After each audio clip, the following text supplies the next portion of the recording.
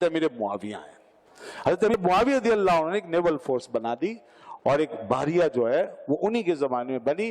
50 जहाजों पर मुश्तमिल एक भारी बेड़ा उन्होंने तैयार किया, जिसके जरिए से उन्होंने साइप्रस वगैरह, तबरुस, इन इलाकों को फतह किया।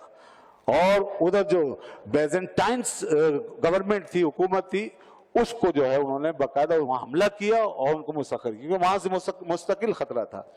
हज़रत अमीर मुआविया की नजर इतनी शार्प थी और वो इतने फार साइटेड थे, दूर तक देखने वाले, कि उन्हें साउथ अफ्रीका से दुश्मनी और बगावत की बू आती थी, तो वहां तक फिर अपना लश्कर भेजा और उसके अंदर उकबा नामी एक शख्स को, जो कि बहुत जबरदस्त किस्म का माहिर सिपह सालार था और तारीख में उसका बड़ा मकाम है, जिसको मगरिब ने भी माना है।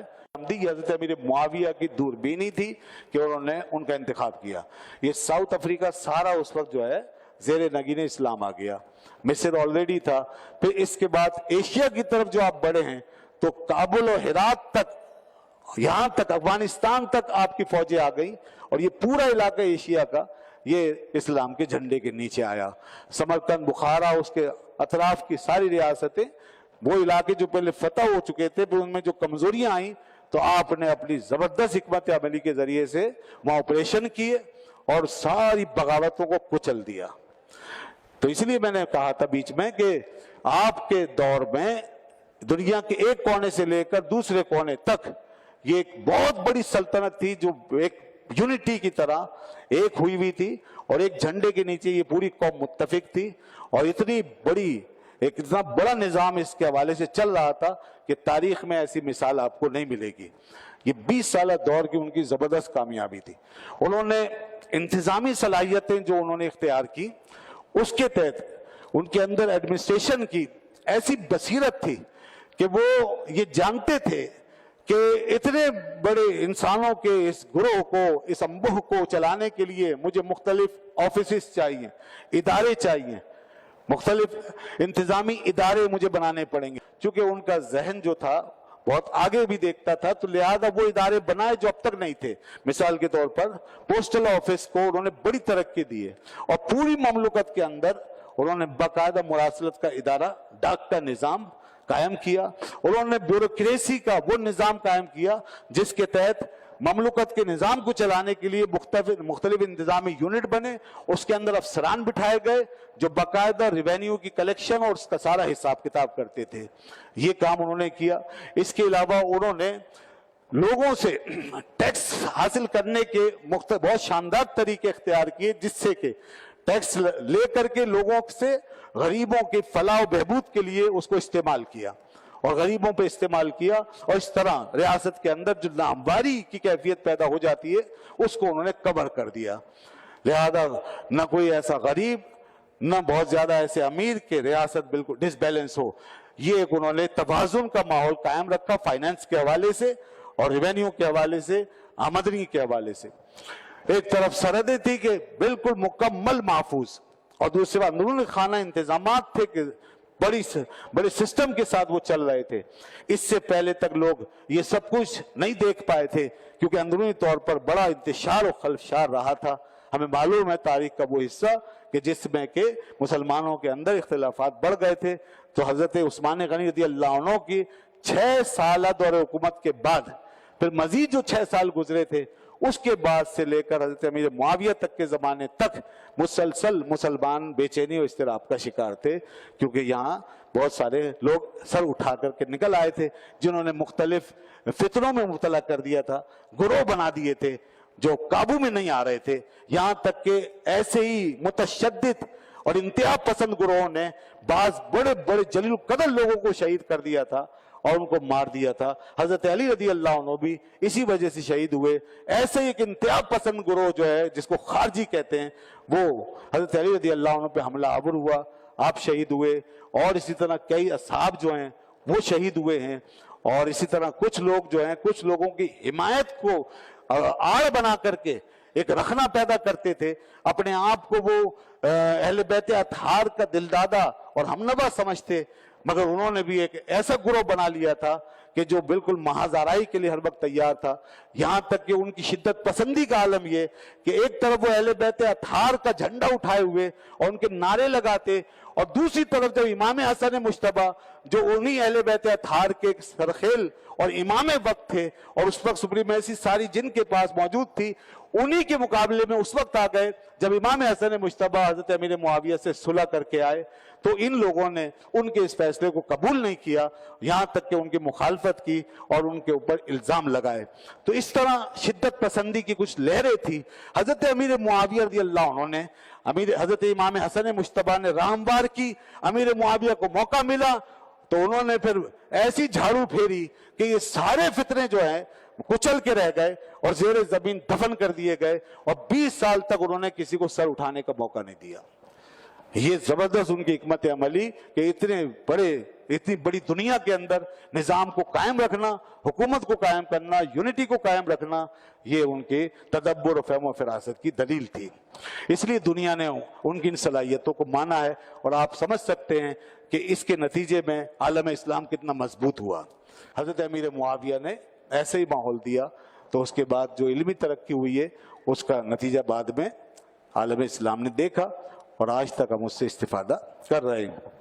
आखिरी बात, तो उसको आज बहुत से लोग बातें बनाने के लिए बैठे हैं, और कुछ काली भेड़ें भी हो सकती हैं जो बज़ाहिर अहले सुन्नत का रूप धार के सहाबा किराम के हवाले से आपको किसी रास्ते पर हाँक सकते हैं, किसी दूसरे रास्ते पर चला सकते हैं। ऐसे लोगों से बचिए। अहले बैत का नाम ले लेना या जनाब अली अली के नारे लगा लेना ये काफी नहीं है, ये काफी नहीं है। बहुत से लोग हैं जो लिबास खिज़र में वो राजन बने हुए हैं, एक तरफ ये दिखा करके कि हम मुहिब्बान अहले बैत हैं और हम अली अली अली के चाहने वाले हैं, दूसरी तरफ उनके मुंहों से जब सहाबा किराम की इज्जत और हुर्मत के हवाले से जहर निकले तो समझ जाएं कि इनका ना अली से ताल्लुक है ना वली से ताल्लुक है। ये ना अली को मानने वाले ना किसी वली को मानने वाले हैं, यानी बुजुर्गों के तरीके पे भी नहीं है ये किसी तरीके पे नहीं। जब वो असहाबे रसूलुल्लाह के बारे में और खास तौर पर हजरत अमीर मुआविया रज़ियल्लाहु अन्हु के बारे में, उनके खानदान के बारे में कोई लबकुशाई करे, हरगिज रही। हजरत अली रज़ियल्लाहु अन्हु के चाहने वाले इमाम हसन हैं, उनके बेटे, उनके तरीके पे चले, जिन्होंने सुलह की और जिन्होंने हजरत अमीर मुआविया को माना और ऐसा ताल्लुक रखा दोनों शहजादों ने कि फिर वहां गए, मुलाकातें हुई और हजरत अमीर मुआविया ने इन शहजादों की निस्बतों का ऐसा पास और लिहाज रखा, बावजूद इसके कि वो इतने बड़े अमीर बन चुके, मगर इनकी खिदमत में कोई दकीका नहीं छोड़ा। उन्होंने लाखों करोड़ों दिरहम इन शहजादों की खिदमत में ऐसे लुटा दिए और कहा ये मेरी तरफ से कबूल फरमाइए। और जब उन्होंने एक मौके पे ये कहा कि मैं आपकी वो खिदमत कर रहा हूं और वो अतिया आपको पेश कर रहा हूं जो आज तक किसी बादशाह ने किसी रियाया को नहीं दिया होगा, तो ये बात सही थी, ये बात दुरुस्त थी कि इतने लाखों करोड़ों दिरहम आज तक किसी ने किसी को, किसी एक या दो फर्द को नहीं दिए। अमीर मुआविया ने जब ये दिए तो इमाम हुसैन ने एक बात की और वो बात भी लाजवाब थी। उन्होंने भी फरमाया कि आपने बेशक इतनी बड़ी खिदमत की और इतना कुछ आपने अता फरमाया, लेकिन आपसे लेने वाले दुनिया में फिर हम जैसे भी कोई नहीं होंगे कि जिस तरह आपने एक बड़ा अतिया दिया है तो लेने वाले भी हमसे अफजल कोई नहीं होंगे आपसे आज तक, जितना कि अल्लाह ने हमें रुतबा अता फरमाया है। तो अमीर मुआविया ने इस पे बुरा नहीं बनाया और बल्कि इसकी तस्दीक की और कहा कि बिल्कुल सही कहा कि मुझसे लेने वालों में आपसे ज्यादा अफजल भी कोई नहीं है। तो हजरत इमाम हसन और हुसैन रज़ियल्लाहु अन्हुमा इस तरह ताल्लुक रखते थे और ये निस्बत हमेशा कायम रही है। हजरत अमीर मुआविया रज़ियल्लाहु अन्हु के बारे में हजरत अब्दुल्लाह इब्न मुबारक रहमतुल्लाह अलैह बहुत बड़े बुजुर्ग हुए, उनसे जब किसी ने पूछा कि अमीर मुआविया के बारे में कुछ फरमाइए, तो उन्होंने कहा कि मैं उस शख्स के बारे में क्या कहूं, यानी मैं कोई ऐसी वैसी बात नहीं कर सकता कि ऐसा शख्स कि जिसने रसूलुल्लाह सल्लल्लाहु अलैहि वसल्लम के पीछे नमाज पढ़ी कि हुजूर आगे से फरमाते थे समी अल्लाहु लिमन हमिदा और वो पीछे से कहता था रब्बना वलकल हम्द, तो मैं ऐसे शख्स के बारे में क्या कह सकता हूं। तो पूछने वाले ने पूछा ये बताइए कि अमीर मुआविया अफजल हैं या उमर बिन अब्दुल अजीज, क्योंकि उमर बिन अब्दुल अजीज वो हैं जिन्होंने हुकूमत और रियासत के निज़ाम को खिलाफत राशिदा के पैटर्न पर कायम कर दिया था। इन्होंने बहुत बड़ा कारनामा अंजाम दिया उमवी दौर के अंदर। तो अब बहरहाल हुकूमत बेशक उन्होंने वहां तक पहुंचा दी खिलाफत राशिदा के मेयार पर, लेकिन उधर सहाबी हैं और इधर ताबी। तो पूछने वाला पूछ रहा है सहाबी को गैर सहाबी के साथ कंपेयर करके कि बताइए दोनों में से कौन अफजल है। तो अब्दुल्ला इब्ने मुबारक का जवाब सुनिए, बस यही बात हमारा अकीदा है। वो फरमाते हैं कि वो मट्टी जो मुआविया, हजरत मुआविया के, अमीर मुआविया के नथनों के अंदर दाखिल हो, नथनों में वो मट्टी, फरमाते हैं वो मट्टी जो है उमर बिन अब्दुल अजीज से कहीं ज्यादा अफजल है। वो मट्टी जो उनके नथनों में जाए वो मट्टी भी उनसे अफजल है। अमीर मुआविया का तो मकाम बहुत बड़ा है। लतुराबुन फी मनखरई मुआविया रज़ियल्लाहु अन्हु मा रसूलिल्लाह सल्लल्लाहु अलैहि वसल्लम खैरुन व अफदलु मिन उमर इब्न अब्दुल अजीज, कि वो मट्टी भी अफजल है जो उनके नथनों से दाखिल हुई। तो अमीर मुआविया की क्या बात है, वो साहबी रसूल हैं। दूसरा कोई कितना ही बड़ा आगे निकल जाए, कितने बड़े कारनामे अदा कर ले, साहबी रसूल के पैरों से उड़ने वाली गर्द के बराबर भी नहीं पहुंच सकता। तो यही अकीदा है उम्मत का कि सहाबा किराम को जो निस्बत हासिल हो गई है, वो निस्बत जो है वो उनको उस जगह ले गई है कि जहां उनका कोई मुकाबला नहीं है।